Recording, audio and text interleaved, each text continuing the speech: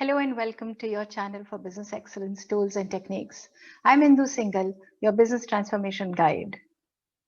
For a quick recap on what we have discussed so far, I'll take you through this flowchart that I'd shared with you in my earlier videos. For this, let me share my screen with you. As you can see, we have completed alignment with vision and mission, understanding stakeholder expectations, considering external factors and internal factors, and developing a strategy map. Today, we shall develop our basket of initiatives. In order to do that, let me show you the flow chart that we have. As you will see, we did the vision, mission, and value setup. We understood how external and internal stakeholders impact our business. We also took into account the external and internal factors that affect our business environment. And in the last session, we studied how to develop a strategy map. Today, we will be learning how to do basket of initiatives. In order to understand how to develop the basket of initiatives, let us go back a few steps. So what we did earlier was we understood what are the strengths, weaknesses, opportunities, and threats that impact our business. And all of these were listed as this table shows. So S1 to S2, 3, and onward till N were the list of strengths. W1 onwards till Wn were our weaknesses. O1, O2, and onward till On were the opportunities that were presented before us. And T1, T2 onward till Tn are the threats that had been identified that we are facing as an organization. On the left, I have identified the list of all the strengths, and on the right, you can see the list of all the threats that were identified in our earlier session. In this slide, I'm also showing you the list of opportunities that we had identified along with the list of weaknesses that we had identified. In this screen, I am putting together the strengths and the weaknesses together. We pair them up to identify a set of initiatives that can be looked into.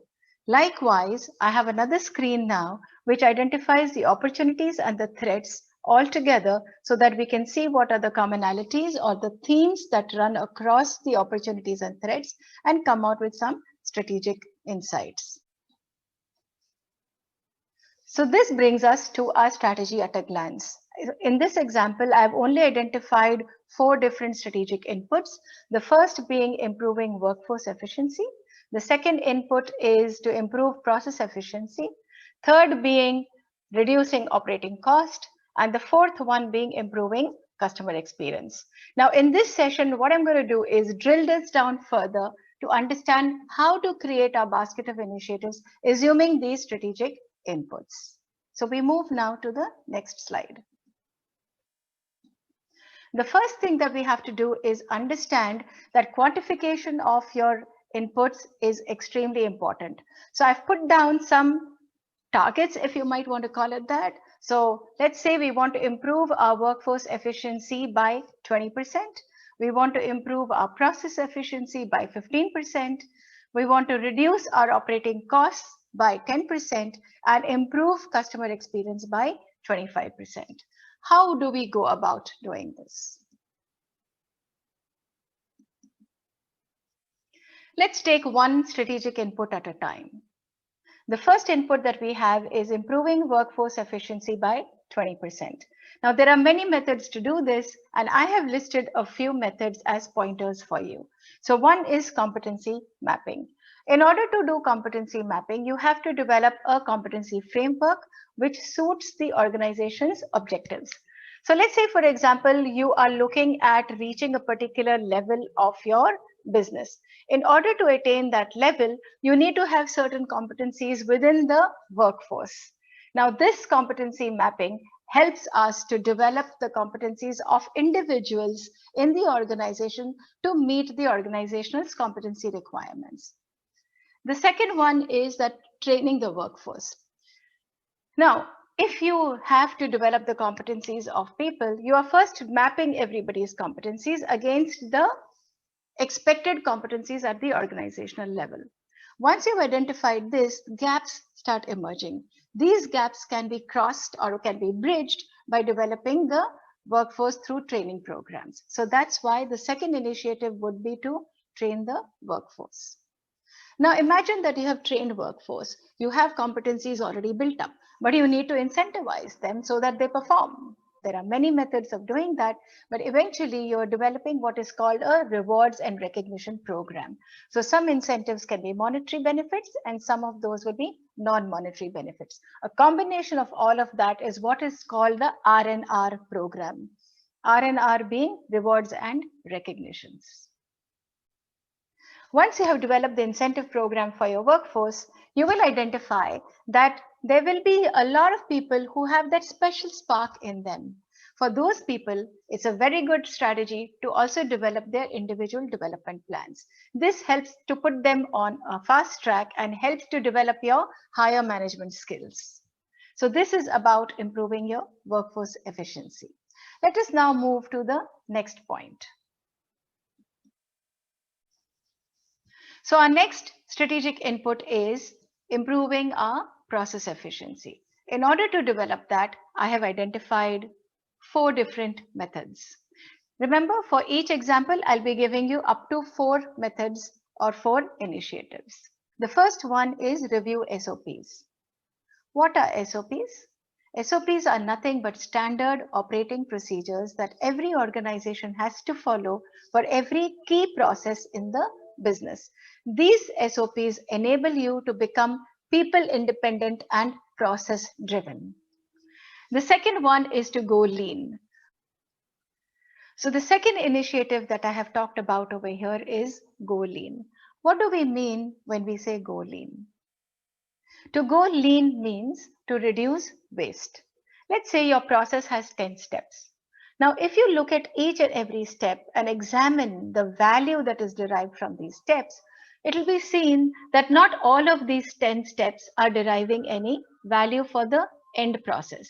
And therefore, what we need to do is eliminate those steps that are non-value adding. This is essentially what it means to go lean.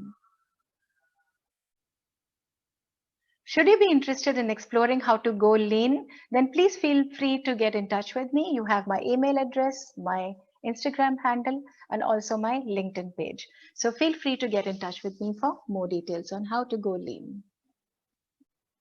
The third initiative is Innovation Drive. If you wish to do that in your organization, you may want to set up an innovation lab. Now, what do we mean by innovation lab? Well, you can look at various techniques that can be followed in order to ensure that innovation happens in the company at different rungs. For example, you may have quality circles, you may have huddles, you may have brainstorming, you may have the 5S, you may have Kaizen, you can have so many tools. Once again, should you be interested in engaging my services, feel free to contact me and I will be able to set up your innovation lab for you. I now bring you to the fourth initiative, which is to review your process flows. A lot of organizations either use written down documents like SOPs, or they may have process flows, which are really visual charts, or they may have a combination of both. So here I'm discussing process charts. So you may have a flow chart which tells you step by step what is to be done in order to deploy a particular process. Now, once again, go to each and every step in the process flow and try to draw a noodle diagram. So when you draw a noodle diagram, it tells you how a document or an individual is moving across the floor as in the Gemba. That means the activity space. So if you see a lot of back and forth movement, you might want to streamline your process and improve your process flow to make it more efficient. So this is how you can try to improve your process efficiency. Let us now move to our next strategic input, which is reducing operating cost. The first method is to reduce waste. How does one reduce waste? Now, when you're talking about reducing waste, it has to be reduced in various places. You have to reduce waste in manpower, in material, in machinery, in money even. So how does one go about that? There are several tools available, and one of the popular tools is the 7 deadly wastes. If you need me to do a session on reducing waste in your organization, feel free to contact me and I'll help you to run some tools, one of them being the 7 deadly wastes. Another method is to use alternative material. So if you're using certain material which is very costly for your organization, you might consider reducing your waste by reducing the cost of material by getting other material. Now, when I'm saying other material, it does not necessarily mean material which is cheaper. It also could mean a little more expensive material, but it is more durable. So how you use material handling is another option to reduce your operating cost. So the third method of reducing your operating costs is to reduce your process cost. How does one do that? You can outsource certain processes. Say, for example, you have an expensive ERP software. Let's say you're using Visual Ace Gold for managing your jewelry business. Now, if you were to maintain an on-site accountant to understand not only your accounts, but also to run that software, that is one option for you, but you might want to outsource this to a team of experts who can run your software for you on a regular basis. So not only do they maintain your software, but they also look after your accounting process. So this is one way of outsourcing processes. The fourth method that I'm recommending is by renovation of machines. You can reduce your waste not only by having old machines working, by replacing them with new machines. Sometimes it's also a cheaper method to simply renovate existing machines. So this could be either by renovating a piece of machinery yourself or by bringing in a maintenance contract. And there are preventive maintenance contracts that will help you to not only reduce your machinery cost, but also to renovate your machines and maybe replace small parts and keep the existing machinery flowing. So this is how I suggest reducing operating costs. Let us now move on to the fourth strategic input, which is to improve your customer experience. Again, I have listed out 4 initiatives: seek feedback, review P&P, use CRM system, and dedicated account reps. Let's look at them one by one. Seeking feedback. Now, seeking feedback is about seeking feedback from your customers. It's very important to understand what the customer needs. If I want to sell apples simply because I have contacts with some apple orchards, that may not necessarily be the product that my customer is looking for. My customer may be looking for oranges. In that case, I need to ensure that I am giving my customer what he or she is seeking. So what methods can one employ in order to seek feedback? There could be customer surveys, customer feedback forms, customer social media contact, phone calls, focus groups, whatever you want. The next point is to review your P&P. When I say P&P, I'm referring to policies and procedures. All of us have certain policies and procedures in place to service our customers, but it's a wise thing to review them at least once a year because sometimes your policies may have been outdated. So unless you review them, you will find that the staff at the front line is constantly following the old ones and customers may be getting put off. The third point is using a CRM system. What is CRM? CRM stands for Customer Relationship Management. So put in place a system that helps you to drive better customer service. And in order to do that, you might want to have a database. Now, when I'm talking about database, I'm not asking you to poach on your customers' privacy. I'm simply recommending that you use customer knowledge and feedback to your advantage so that you continue to maintain customer loyalty. The last point is that of having a dedicated accounts representative. Now, what we mean by that is that dedicate manpower in order to be able to service your customer. That's all that one needs to do. If we do all of these things and maybe more, then you can ensure that the customer experience will be a happy one. So with this, I have completed all 4 strategic inputs, and this slide is listing all the initiatives that we have identified across all 4 strategic initiatives. The next step is take each of these initiatives and add weightages to them and prioritize them. How do we go about that? I will explain in my next slide. First, what you need to do is list out 4 quadrants where your first quadrant is what you need to do first. Okay. The second quadrant is what you need to do soon. Third quadrant is how to delegate, and fourth quadrant is how to drop. In order to identify what goes into each of those quadrants, go by the axis. So on the vertical axis, I have not important and important activities. And on the horizontal axis, we have urgent and not urgent activities. So take each and every initiative and identify which quadrant does this lie in. So if there is an activity which is urgent but not important, it goes into quadrant number 3.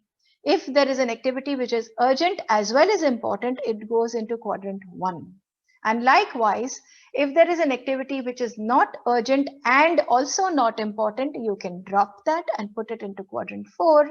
But if it is not urgent, however, it is important, you have to do it soon and get an end date set for that. So that goes into quadrant 2. So once you have done that, you understand the importance and the urgency of your activities, and based upon that, you can identify your planning process. Another method is that when you're planning your activities, let's say after having done that, you have identified that these are your activities, 7 activities that need to be done. Right? Now we need to know the time frame in which to do them. Do we do them now? Do we do them later? Do we do them over 1 year period? In order to be able to do that, what do we do? You can start putting weightages. So there are certain criteria that I've identified. We have 4 criteria here: business impact, internal controls, cost of implementation, and ease of implementation. All right. For each of these, I am giving tentative weightages: 50% to business impact, 15 to internal controls, 20 to cost of implementation, and 15 to ease of implementation. Let's say I take only 4 initiatives, that is A, B, C, and D. 4 initiatives have been taken. Now, against a scale of 1 to 10, as you can see that this is a scale of 1 to 10. So I'm going to put a weighted score. First, I'll assign the score. So the score for, let's say, initiative number A on business impact is 6, on internal controls is 8, on cost of implementation is 4, and on ease of implementation it is 5. Multiply that by the weightage and you get the weighted score for A, which is 3, 1.2, 0.8, and 0.75.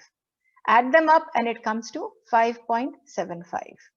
Likewise, do the scoring for each of the other initiatives. So now we have a total of 6.2 for initiative B, 6.55 for initiative C, and 5.1 for initiative D.